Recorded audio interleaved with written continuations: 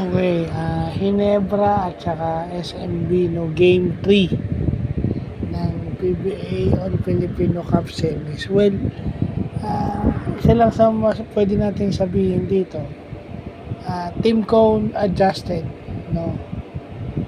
In-start niya si RJ at saka si Scotty ng sabay, no. Nilagay niya sa bench si Jamie. So medyo lumiit siya. Pero yun is may specific reason. Although Wami Chongson scored 4 straight points on 2 middies or 2 mid-range jump shots.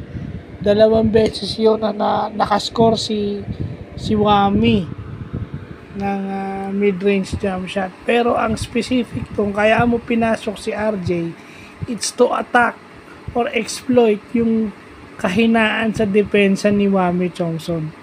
Yun yung nangyari this game. Sino yung best player? Si RJ, yung bantay ni Wami Chongson. Ganun lang ka-specific.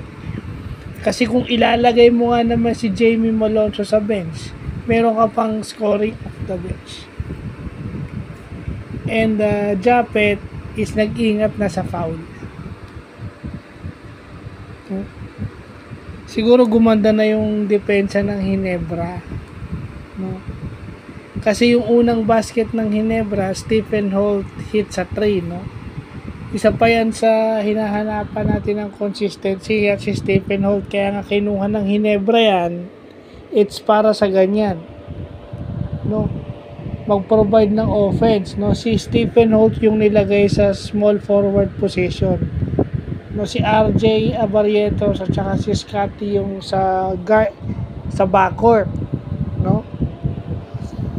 I think with para naman kasing nandun din si Jamie, no. Parang hindi nawala si Jamie, kaso ang magagawa mo doon, malakas yung opensa mo. Malakas yung opensa mo na mai-exploit mo yung weakness ni Wami Chongson sa defense.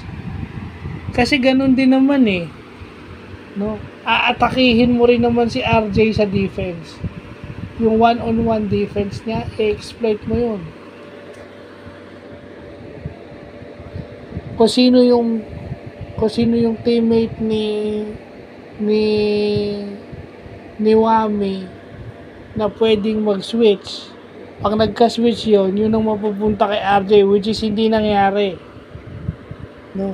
Yun yung pwedeng gawin ng San Miguel. Pag nakita nila si RJ, pwedeng mag-force sila ng switch, no, para magkaroon ng mismatch. Kasi kung maliit sa maliit, kaya ni RJ yan kung pabilisan lang. Kaya niyang sundan lateral yan. Pero kung mas malaki, kagaya nun, mas matangkad, syempre post up. So dun pa lang may advantage sa sila. So yun yung nakikita natin pwedeng gawin ng San Miguel on game 4. Tsaka syempre, di ba, alam natin injured si Scotty, si Junmar ganun din, di ba? Kaya nga si Mo yung nag-i-start, yung kasama ni Rodney. I think medyo na-drained yung San Miguel dun sa panalo nung game 2. Kaya medyo nahirapan sila dun sa bawi ng Hinebra. Sa playoffs kasi, may games na nakaka-drain. At minsan, pag nadi-drain yung isang team, natatalo sila next game kasi drain sila. At kahit sa elimination round, ganun din.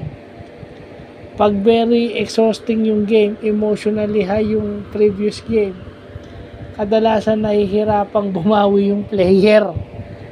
Kadalasan ganun yan. Wala na kasi si Kobe tsaka si Jordan na consistent yung laro. O kaya yung ginagawa ni James Harden dati nung prime niya na 4 na sunod-sunod na laro. 40 points yung 30 to 40 points yung ini-score. Mahirap yung ganun. Nakaka-drain yun sa player. So, yun lang po.